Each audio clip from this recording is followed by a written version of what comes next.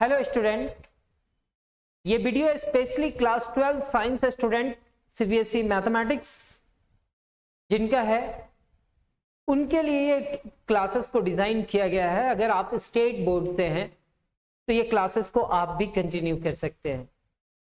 अगर आप JEE mains और एडवांस का तैयारी कर रहे हैं और या फिर आप एनडीए का तैयारी कर रहे हैं और आपके सिलेबस में कंटिन्यूटी एंड डिफरेंशिएबिलिटी है और आपको इसका बेसिक स्ट्रॉन्ग करना है तो ये क्लासेस आप भी कर सकते हैं और अपना नोट्स बना करके इस टॉपिक को स्ट्रॉन्ग कर सकते हैं।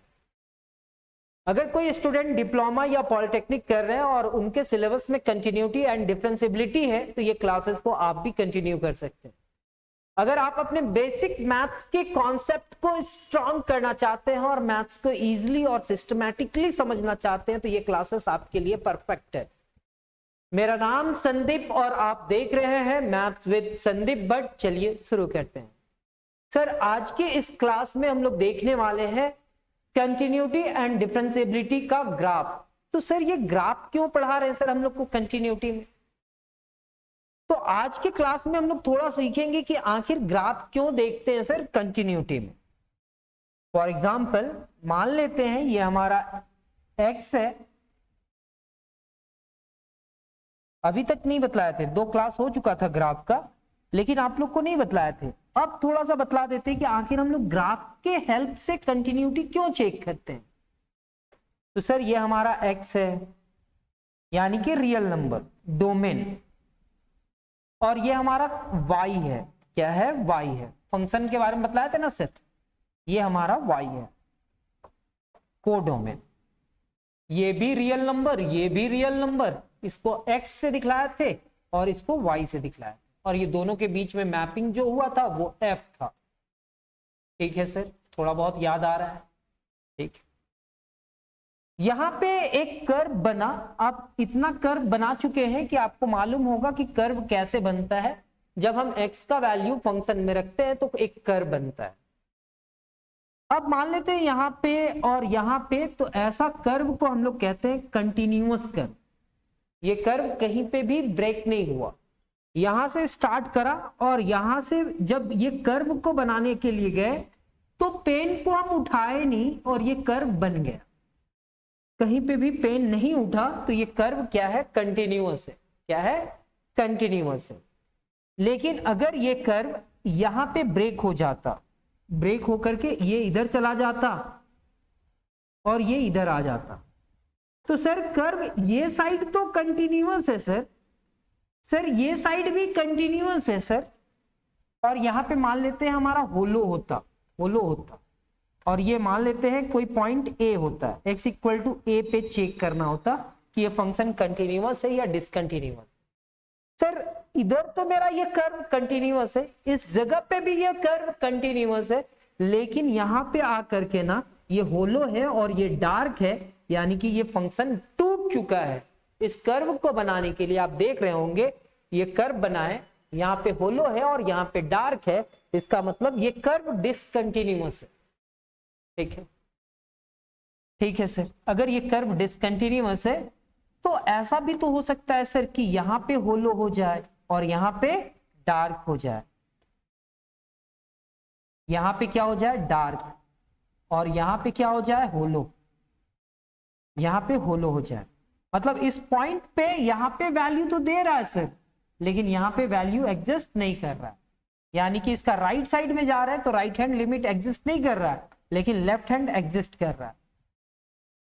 ऐसा भी हो सकता है कि ये कर्व है और ये कर्व ऐसा गया और यहां पे हम लोग इसको ब्रेक करते हैं। ठीक है, ब्रेक किए और ऐसा छोटा सा गैप हो गया। ठीक है सर, ये डोमेन है और ये क्या है? कोडोमेन। ये कर्व इधर हमारा कंटिन्यूअस है, इधर कंटिन्यूअस है, लेकिन यहां पे इस वैल्यू पे x इक्वल टू ए, ये कर्व का पार्ट नहीं है, ये कर्व का पार्ट नहीं है, बस आपको दिखलाने के लिए सर। तो यहाँ पे x का वैल्यू अगर हम a लेते हैं तो यहाँ पे a का जब वैल्यू लिए तो कर्व वहां पे ब्रेक हो चुका था। तो ऐसे कर्व को हम लोग कहते हैं डिसकंटिन्यूअस। क्या कहते हैं? डिसकंटिन्यूअस। सर ऐसा हो सकता है कि इसमें RHL LHL एग्जिस्ट करा नहीं करा, वो सारे चीज आप लोग समझ पाएंगे ग्राफ के हेल्प से। अब ये पॉइंट में हम लोग चेक करेंगे right hand limit. Right hand limit में जाएंगे तो इसका वैल्यू हो सकता है कि कुछ और आ जाए। मान लेते यहाँ पे आ गया 3। जब इसका लेफ्ट हैंड साइड में जाएंगे इस पॉइंट में तो इसका आ जाए 4। तो यहाँ पे 4 है और यहाँ पे 3 है, तो 3 क्या 4 के बराबर है? नहीं सर, यानी कि limit x approaches to a exist नहीं करा। कब एग्जिस्ट नहीं करा? जब हम कहेंगे कि लिमिट x में राइट साइड लेके गए, राइट हैंड लिमिट, वो किसके बराबर नहीं है? तो sir limit x approaches to left hand limit, right hand limit left hand limit के बराबर नहीं है, तो ये फंक्शन कैसा हुआ? कंटिन्यूअस या डिसकंटिन्यूअस। तो सर ये फंक्शन क्या हो गया? डिसकंटिन्यूअस। अगर ये कंडीशन रहा तो हम कहेंगे कि ये फंक्शन क्या है? डिसकंटिन्यूअस। लिमिट एग्जिस्ट नहीं किया, क्योंकि right hand limit is not equal to left hand limit. ऐसा भी हो सकता है सर कि इसका रिजल्ट और इसका रिजल्ट दोनों सेम आ जाए सर। मतलब अगर इस पॉइंट का इधर जाएंगे तो राइट हैंड लिमिट का जो वैल्यू आया है वो लेफ्ट हैंड लिमिट का वैल्यू दोनों सेम आया सर। यानी कि अगर हम राइट हैंड लिमिट में निकाले value limit x approaches to a plus, या हम लोग लेफ्ट हैंड लिमिट निकाले sir limit x approaches to a minus, ये दोनों का रिजल्ट आपस में इक्वल है, यानी कि लिमिट एग्जिस्ट किया। दो डिफरेंट लिमिट नहीं आ सकता है, तब वहां पे कहेंगे लिमिट एग्जिस्ट नहीं किया। अगर दोनों का रिजल्ट मान लेते यहाँ पे 4 है, जब हम a के राइट साइड में गए लेफ्ट साइड में गए और दोनों का वैल्यू अगर हमारा a आया, लेकिन जब हम a रख रहे हैं f ऑफ a और वही एग्जिस्ट नहीं किया, उसका ही रिजल्ट नहीं आया, मतलब वो f ऑफ a इस दोनों के बराबर नहीं है, तो हम फंक्शन को क्या कहेंगे सर? आप फंक्शन को कहेंगे डिसकंटिन्यूअस। मतलब सर इधर से इधर कंटिन्यूअस है, यहां से यहां तक कंटिन्यूअस है, लेकिन इस पॉइंट में वो फंक्शन कंटिन्यूअस नहीं है, यानी कि ये कर्व कैसा हो जाएगा? डिसकंटिन्यूअस। तो हम लोग ग्राफ पढ़ रहे थे और ग्राफ में बहुत सारा ग्राफ आप लोग को बतला चुके हैं।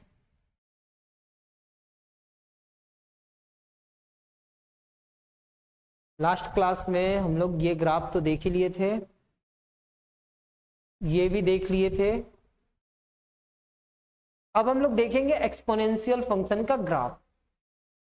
हमारे पास यहाँ पे f of x is equal to 2 raise to the power x है।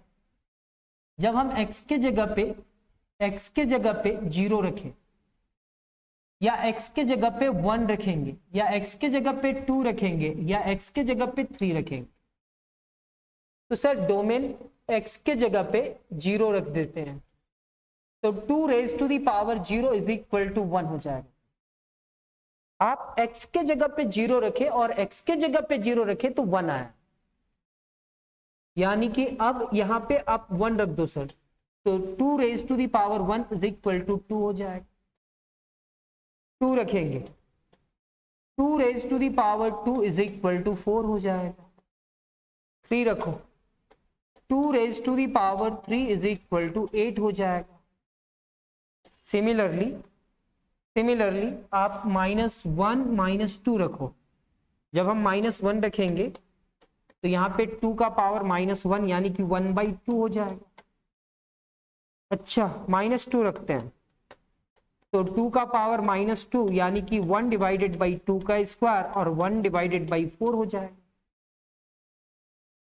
जब -2 रखे तो 1/4, -1 रखे तो 1/2, 0 1 1 2 2 4 3 8 ऐसा कुछ है। अब ये सारे वैल्यूज को ना हम कर्व में बनाना चाहेंगे, आखिर कैसे बनेगा? ये हमारा x एक्सिस है और ये हमारा y एक्सिस है, x एक्सिस और y एक्सिस, ठीक है। जब हम x का वैल्यू 0 लेते हैं तो y का वैल्यू 1 आता है। जब x का वैल्यू 1 ले रहे हैं देन y का वैल्यू 2 आ रहा है, यानी कि यहां पर जब x का वैल्यू 2 लिए तो कितना आया? 4 आया। जब 3 लिए तो 3 का क्यूब 8 होगा यहां पे। जब -1 लिए तो y का वैल्यू 1/2 आया, यानी कि इस जगह पे। -2 लिए तो 1/4 यानी कि 0.25 आया इस जगह पे। तो ये ग्राफ ऐसे जा करके ऐसे जा करके ऐसे जा करके इस टाइप का जा रहा है क्या? Yes sir. लेकिन आप इधर जो लिख रहे हैं ना, ये इधर नहीं आएगा सर, ये निगेटिव y का वैल्यू इधर है। इधर क्या है सर? निगेटिव y का वैल्यू। तो वैल्यू किधर होगा सर? हमारा ये पॉजिटिव है ना कि निगेटिव है। तो पॉजिटिव किधर है सर? यहां तक आया। जब हम लोग -1 लिए तो इसका हाफ हुआ, जब हम -2 लिए तो इसका हाफ हुआ, फिर थोड़ा थोड़ा करके ऐसे आएगा। तो ये जो 2 raised to the power x दिखा, उसका ग्राफ ऐसे जा रहा।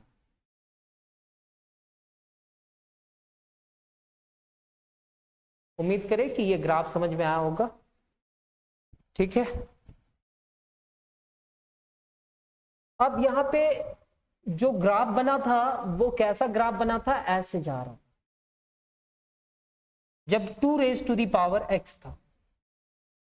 लेकिन यहां पे क्या है? अब 1/3 raised to the power x है। फंक्शन क्या है? f(x) is equal to 1/3 raised to the power x है। जब हम x का वैल्यू -2 लिए तो 1/3 का पावर -2 पॉजिटिव हो जाएगा, 3 का स्क्वायर हो जाएगा, और 3 का स्क्वायर 9 हो जाएगा। 1/3 raised to the power -1 यानी कि 3 का पावर 1 होगा, यानी कि 3 हो जाएगा। x के जगह पे 0 रखेंगे, -2 रखें, -1 रखेंगे, 0 1 2 रखेंगे। तो जब हम 0 रखेंगे तो 1/3 का पावर 0 और 3 का पावर 0, यानी कि ये क्या हो जाएगा? 1, और 1/1 1 हो जाएगा। यहाँ पे क्या है? 1/3 और 1/3 का स्क्वायर यानी कि 9। जब हम x का वैल्यू निगेटिव लिए, -1 लिए, जब -1 लिए तो 3 आया, 1 2 3 y का वैल्यू। जब हम -2 लिए तो ये 9 आया, -2 लिए यानी कि 9 आया इस जगह पे। ठीक है, जब हम 0 लिए, x का वैल्यू 0 लिए, देन y का वैल्यू कितना आया? 1 इस जगह पे। जब हम 0 के बाद 1 लिए तो 1/3 यानी कि ये 1 है, उसका 3 पार्ट, यानी कि इस जगह पे। सर x का वैल्यू आप क्या लिए? 1, तो इसका वैल्यू 1.3 मतलब 1/3। जब आप 2 लिए तो ये कितना हुआ सर? 1/9। यहाँ पे इससे छोटा ही होगा, कम होगा। तो ये ग्राफ को देखेंगे ना, तो ये ग्राफ ऐसे आ। तो फर्स्ट क्वेश्चन में 2 raised to the power x था, और सेकेंड क्वेश्चन में क्या है? 1/3 raised to the power x। ये एक्सपोनेंशियल फंक्शन कहलाता है, क्योंकि अगर आप किसी नंबर के ऊपर में वेरिएबल रखते हैं तो इस टाइप के फंक्शंस को एक्सपोनेंशियल फंक्शन कहते हैं। उसी चीज को ऐसा लिखा हुआ है, स्ट्रिक्टली डिक्रीजिंग फंक्शन है और वो इंक्रीजिंग था। यहां पे क्या है? log x का ग्राफ,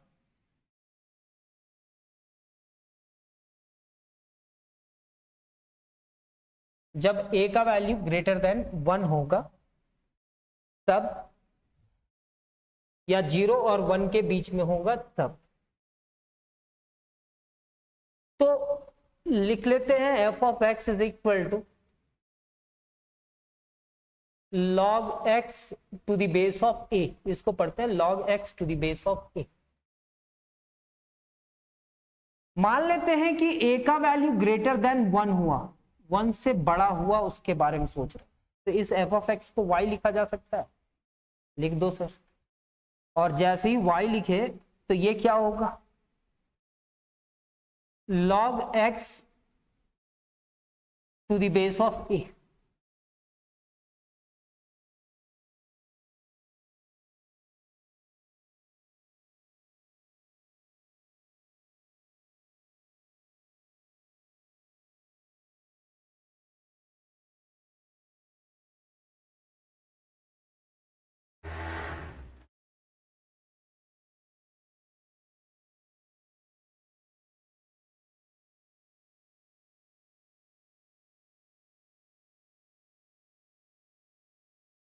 सर यहाँ पे y, यहाँ पे log x और ये डिवाइडेड बाई log a हो जाएगा।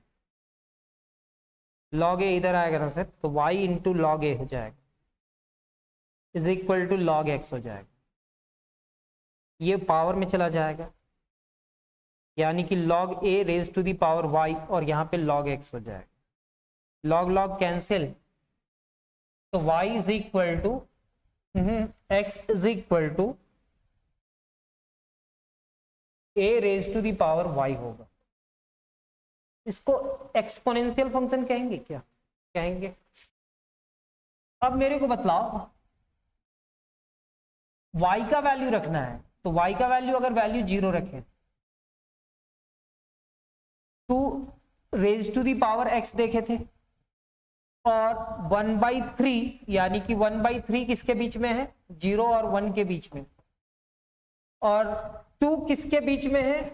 तो 1 से बड़ा, तो ये एक किससे है? बड़ा। ठीक है, तो थोड़े देर के लिए आप a को बड़ा मान रहे हो, याद रखना 2 के आसपास में सोच लेना। 2 इज इक्वल, ये 2 है और 2 का पावर y, तो y का वैल्यू 0 रखेंगे। अगर y का पावर 0 रखेंगे, यहाँ पे y की जगह पे 0 रखेंगे, तो 2 का पावर 1 होगा। a को हम 2 मान करके चल रहे हैं, 2 मान करके चल रहे हैं, यहाँ पे आप 0 रख दो, तो 2 का पावर 0 इज इक्वल टू कितना होगा? 1। तो y का वैल्यू 0 रखे तो x का वैल्यू कितना आया? 1। अगर 2 रखेंगे तो क्या होगा? y का वैल्यू अगर 1 रखे तो कितना होगा? y का वैल्यू 1 रखे ना सर, तो ये 2 होगा, मतलब यहां पे आएगा। अगर 2 रखे ना सर, y का वैल्यू 2 रखे ना, तो ये 4 हो जाएगा, यहां पे आ जाएगा। अब वैसे ही 0 1 2 रखे, तो अब क्या रखना होगा सर? -1, तो 2 का पावर -1 क्या होगा सर? 1/2, और 1/2 यानी कि 0.5, तो 2 का पावर -1, y का वैल्यू -1 रखे ना सर, तो 1/2 मतलब इसके यहां पे आ जाए। -2 रखेंगे ना सर, तो 1/4 यहां पे आ जाएगा x का वैल्यू, और ये कर्व ऐसे आ रहा है।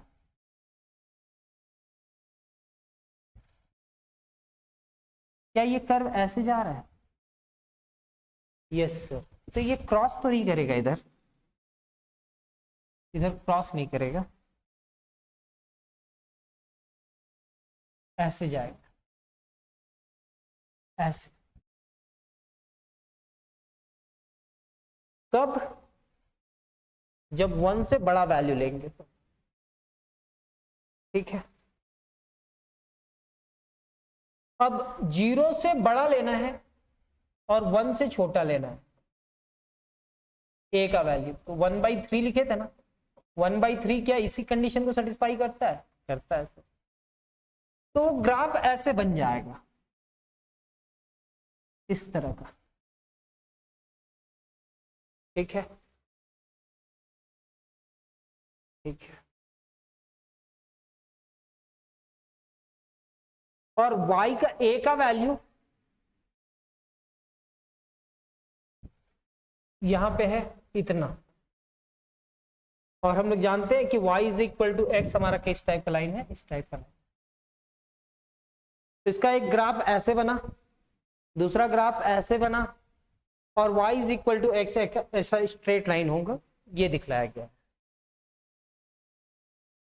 तो ये जिस मेथड से बनाया है वहां पे हम थोड़ा ट्रिक यूज किए, और जो इजी मेथड हो वो बतलाने का कोशिश किए। अब यहाँ पे एक्सपोनेंशियल फंक्शन का बात किया जा रहा है। ग्राफ किसका बनाना है? On the same scale draw the graph e raise to the power x log x to the base of e। तो पहला एक ये बना, दूसरा ये बना, और तीसरा ये बना। e एक नेचुरल लॉगरिथमिक है, e raise to the power x exponential function है, और जैसे जैसे x का वैल्यू लेंगे वैसे वैसे आएगा वैल्यू, कुछ कुछ वैल्यू आएगा, और ऐसे आप ग्राफ बनाएंगे तो ये ग्राफ बन जाएगा। e का वैल्यू हमेशा 2 और 3 के बीच में लाई करता है, since e lies between 2 and 3, we have e is greater than 1. Y is equal to e raised to the power x is particular case of y is equal to a raised to the power x with a is greater than 1. The function y is equal to e raised to the power x is strictly increasing, क्योंकि 2 raised to the power x कैसा था? Increasing था. 2 raised to the power x कैसा था? Increasing था. देख रहे हैं, इंक्रीज कर रहा, जैसे जैसे x का वैल्यू बढ़ा रहे हैं वो इंक्रीज कर रहा है. यहां पे जैसे जैसे x का वैल्यू बढ़ा रहे हैं वो डिक्रीज कर रहा है.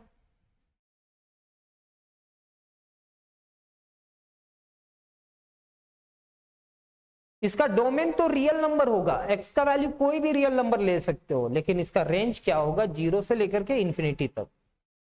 The graph passes through the point 0,1. जो ग्राफ होगा वो कहां से पास करेगा? 0,1 से. x का वैल्यू माइनस इंफिनिटी लेंगे तो e raise to the power क्या हो जाएगा? 0. इसको माइनस इंफिनिटी ले लिए तो 1 divided by e raise to the power infinity होगा. और e raise to the power infinity कितने के बराबर होगा? इंफिनिटी. ये 1 बाई इंफिनिटी कितने के बराबर होगा? 0 के बराबर होगा. आने वाला समय में या क्लास 11th में लिमिट पढ़े होंगे तो बतलाया गया होगा कि किसी भी नंबर को कोई बहुत बड़ा नंबर से डिवाइड करेंगे तो वो 0 के करीब चला जाएगा. ठीक है. इसके साथ आपका एक और फंक्शन था log x to the base of e. तो उसका ग्राफ ऐसा बनाया गया. देखो आपका टाइम वेस्ट नहीं करना चाहते हैं, ठीक है, ये सब चीज में बस आप लोग को दिखला देना चाहते हैं कि भाई साहब आप बना सकते हो. ग्राफ ऑफ यहां पे क्या लिखा हुआ है? Sine function. इसका ग्राफ बतलाना है साइन फंक्शन का. अगर कहोगे बाद में हम फिर से इसको एक्सप्लेन कर देंगे अगर आपका डिमांड होगा तो साइन एक्स के जगह पे क्या क्या रखेंगे? तो सर एक्स के जगह पे 0 डिग्री, 30 डिग्री, 45, 60 और 90 रखो. 180, 270 ये भी रख सकते हो. जब साइन 0 डिग्री रखे तो 0 वैल्यू हुआ 1/2 हुआ, 1/√2 हुआ, 1√3/2 हुआ और 90 का कितना हो गया? 1. 1/√2 को सिंप्लीफाई किए तो इतना आया, √3/2 को सिंप्लीफाई किए तो इतना आया. कैसे?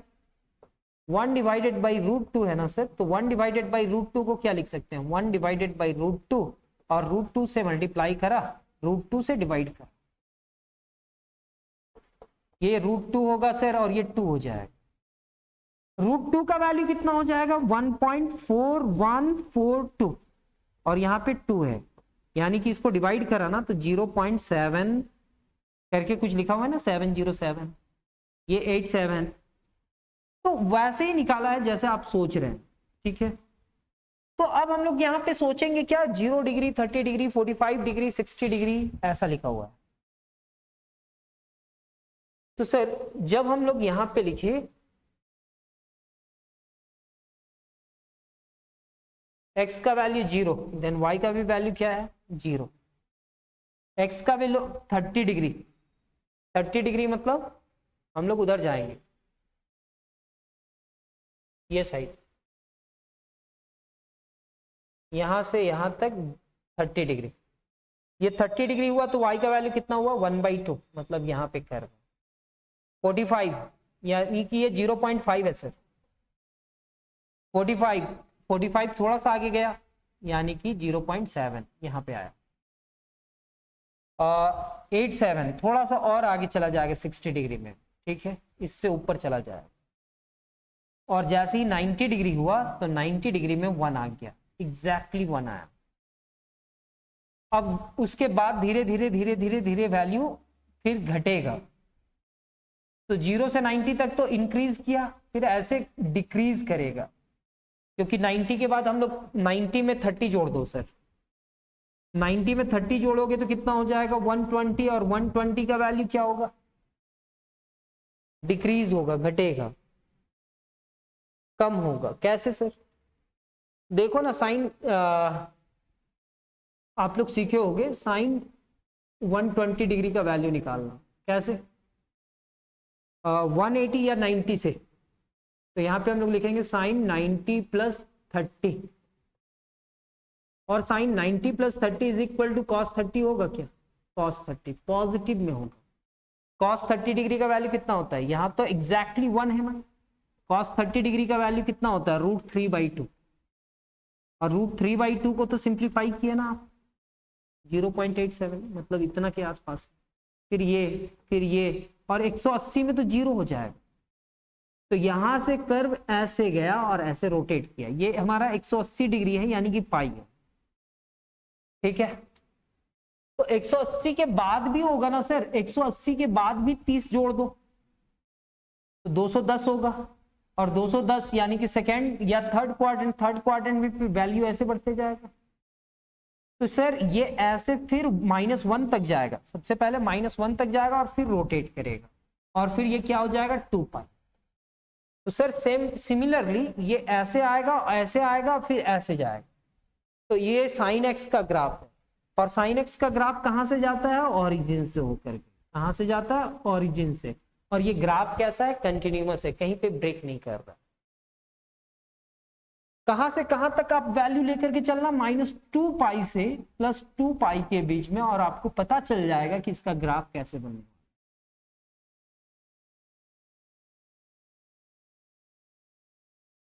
तो cos 2π से -2π से 2π के वैल्यू के बीच में देख लेते हैं सर। तो यहां पे लिखा हुआ है cos 0 डिग्री का वैल्यू 1 होता है। तो सर 0 डिग्री का वैल्यू 1 हुआ, यहां से जाएगा। अगर 30 डिग्री किए ना सर, 30 डिग्री किए ना, तो सर 1.87 यहां पे आएगा, y का वैल्यू वहां पे 8.7। फिर 45 करेंगे ना, ये बढ़ाएंगे ना सर, तो ये कितना होगा 0.707। फिर कितना होगा सर 60 डिग्री में, ये 1/2 0.5। 90 डिग्री में सर 0 हो जाएगा। तो ये ऐसे आया, और फिर अब हम लोग सेकेंड क्वाड्रेंट में कॉस का वैल्यू जानते हैं निगेटिव होता है, थर्ड क्वाड्रेंट में भी कॉस का वैल्यू क्या होता है, निगेटिव होता है। यानी कि ये कर्व ऐसे आया और ऐसे गया, सिमिलरली ऐसे आएगा और ऐसे जाएगा। तो ये कर्व ओरिजिन से नहीं जा रहा है, थोड़ा ध्यान देना। कर्व ऐसे आएगा, ऐसे, ये cos x का कर्व है, ये भी कंटिन्यूअस है। tan x का कर्व सर वो भी 180 तक लिख रहा है, 0 डिग्री का वैल्यू 0 होता है, 30 डिग्री का 0.58 होता है, 45 का 1 होता है, 60 का इतना होता है, 90 का इतना होता है, 90 का नॉट डिफाइंड। तो सर 0 से लेकर के कितना तक, 45 तक, नहीं 60 तक, 0 डिग्री का वैल्यू 0, 30 डिग्री का वैल्यू 0.58 यहाँ पे होगा, 45 डिग्री का वैल्यू 1 यहाँ पे होगा, 60 डिग्री का वैल्यू 1.75, इससे भी थोड़ा सा बड़ा होगा, और 90 डिग्री का वैल्यू ग्राफ ब्रेक कर गया, ग्राफ ब्रेक कर गया। ठीक है,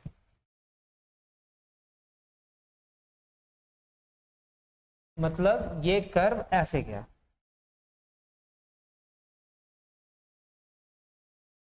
ठीक है, और 90 डिग्री में नहीं मालूम। फिर ऐसे, तो ये डिसकंटिन्यूअस ग्राफ हो जाएगा। क्या हो जाएगा, डिसकंटिन्यूअस ग्राफ, इस टाइप का। तो आप जैसे जैसे वैल्यू रखेंगे तो ये कंटिन्यूअस होगा, ये डिसकंटिन्यूअस होगा। और उम्मीद करें कि ग्राफ का जो क्लासेस था वो आज क्लासेस कंप्लीट हुआ। तो कभी जरूरत पड़ेगा तो इसको और डिटेल से दे देंगे। हम आप लोग को बोर नहीं करना चाहते थे, हम आप लोग को थोड़ा हिंट करना चाहते थे, और क्लासेस को आप समझ जाओ ऐसा मानते थे। अगर आपको अगर इसमें और भी क्लासेस चाहिए और ढंग से चाहिए, अगर एक एक चीज को एक्सप्लेन करते हुए, तो बाद में इसको बतलाया जाए।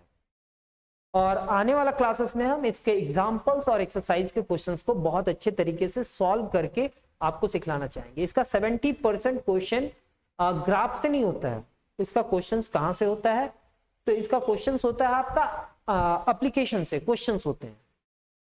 तो हम लोग मिलेंगे नेक्स्ट क्लास में, तब तक अपना ख्याल रखिए। धन्यवाद, जय हिंद।